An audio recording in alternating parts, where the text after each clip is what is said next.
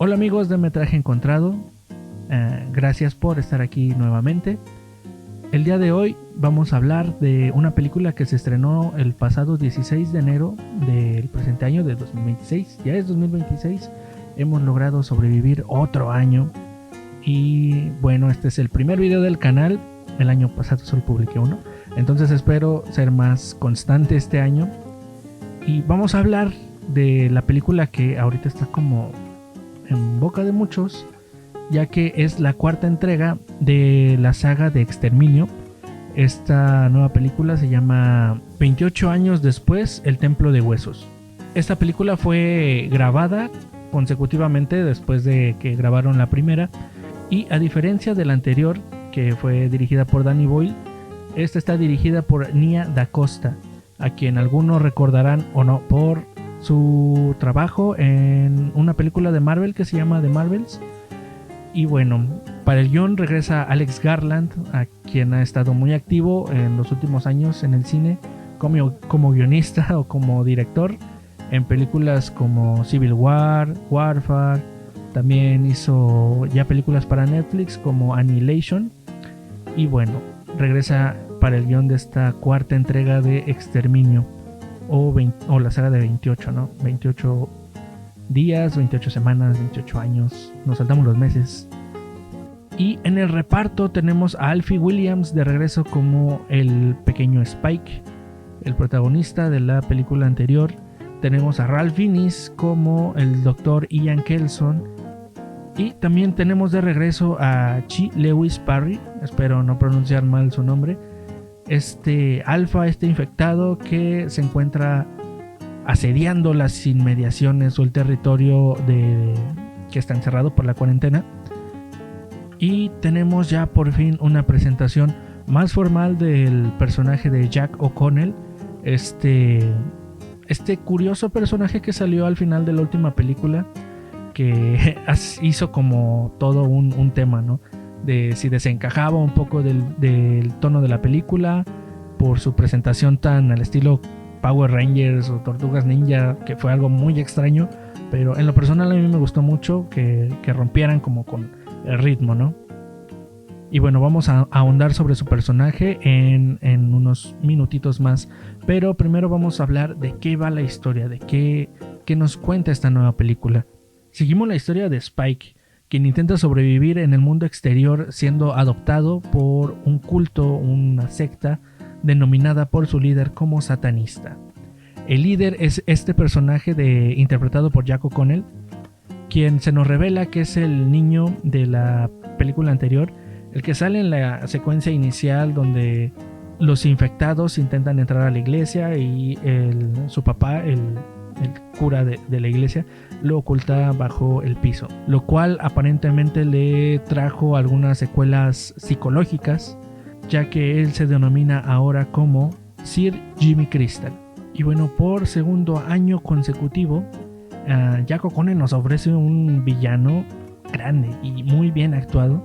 El año pasado lo vimos también en la película de Sinners como este vampiro que acechaba, ¿no? a las afueras del bar de la película. Hoy lo vemos como el líder de una secta satánica y lo da todo, pone todo en el asador. Se ve que entendió muy bien el personaje, entendió muy bien su rol y provoca mucha incomodidad y mucho terror de solo verlo y ver que es un villano entre carismático y enfermo. Es muy curioso y está muy bien desarrollado. Y lo que hace este Sir Jimmy Crystal es autodenominarse como hijo del diablo o el viejo Nick, como le gusta llamarle. Y pues es un personaje siniestro que se dedica a reclutar jóvenes para hacer sus llamados dedos, los dedos de su mano derecha. Entonces lo que hace este personaje es reclutar a jóvenes para moldearlos a su imagen y semejanza, ya que les mete su misma ideología, los vuelve sus seguidores, los vuelve sus adeptos, sus súbditos, y los lleva a cometer crímenes horribles contra los demás sobrevivientes de la zona de cuarentena. Se habla mucho y se confirmó también por sus creadores que el personaje de Jack O'Connell como Sir Jimmy Crystal está basado en una personalidad bastante turbia de la televisión británica llamada Jimmy Savile, a quien se le adjudican por lo menos 450 casos de abuso en contra de menores, hombres, mujeres, de una gran cantidad de personas en hospitales, escuelas, en la televisión, en su camerino, en su caravana. Era todo un monstruo este personaje, entonces se basan en él para crear a Sir Jimmy Crystal. Me gustó esta película en particular porque sí se siente el cambio de dirección, pero en una misma línea de historia, ¿no? Es como ver el otro lado de la moneda, ya que ya no volvemos al pueblo de donde viene Spike, sino que vemos lo de afuera totalmente, cómo se comportan, vemos incluso algunos otros sobrevivientes, cómo intentan lidiar con la infección, cómo buscan maneras de sobrevivir, de atrincherarse y de seguir lo más normal con sus vidas, ¿no? Aprendiendo, cosechando, cazando. Y bueno, pues como película posapocalíptica también nos deja como el mensaje, ¿no? De cuando el mundo se va al diablo, los primeros en convertirse en los enemigos del humano puede que no sean los infectados, puede que no sea la amenaza que debería de ser, ¿no? Sino el volverse el uno contra el otro, el faccionarse, el fragmentarse y el intentar siempre ser como el eslabón más fuerte de esta cadena. Creo que también destacan mucho las actuaciones de Ralph Fiennes como el Dr. Ian Kelson y de Chi Lewis Parry como el Alpha Samson, ya que sí tienen un protagonismo más amplio que en la película anterior. Y esta relación que hacen está muy chida, la verdad. A mí me gustó mucho, que es como Víctor Frankenstein y su monstruo, pero sin la locura y crueldad de Víctor Frankenstein. Y se siente como una transición a otra película que podría ser más grande y más amplia en el aspecto de ver qué pasa también más allá de las fronteras de esta zona de cuarentena, ya que se nos ha dicho y se nos ha recalcado en las películas que prácticamente 28 semanas después no existe este final donde esparcía el virus a París y a otros lados del mundo, sino que se contuvo. Sería interesante entonces ver en la siguiente película si van a ahondar en qué pasó con el mundo exterior, y cómo siguió el mundo después de saber que hay gente aún viviendo en esta zona de cuarentena y que tiene que lidiar con lo poco que tiene, con una amenaza muy, muy grande y muy peligrosa y muy violenta. Y a pesar del cambio de dirección, sigue siendo una película brutal, ¿eh? O sea, las escenas de acción siguen siendo muy, muy descarnadas. Así que si buscas o te gustan las cosas que son así como algo violentas, pues esta película siento que no te va a defraudar. Y si no te gusta como ver mucha sangre, igual y te vas a tener que tapar un poquito los ojos en algunas escenas. Pero es una película que, vuelvo a decir, no tiene pierde. Creo que es muy interesante ver en dónde va a culminar el viaje de Spike, quien después de la muerte de su madre, pues sigue buscando su camino.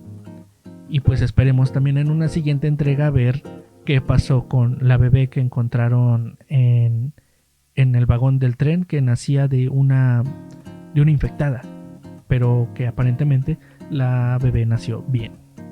Y bueno, es una saga que sigue dejando preguntas abiertas que se podrían contestar en una siguiente película, que esperemos que así sea. Lo que hace muy bien esta película es que sabe muy bien jugar como con la comedia y con el suspenso, ya que por un lado tenemos al doctor interpretado por Ralph Fiennes, pues intentando descubrir un poco más sobre esta enfermedad e interactuando con uno de los personajes también más peligrosos de esta zona de cuarentena. Y es como muy gracioso ver sus intentos, ver esta cercanía que empiezan a desarrollar uno del otro, a la vez que no deja de ser interesante lo que está logrando.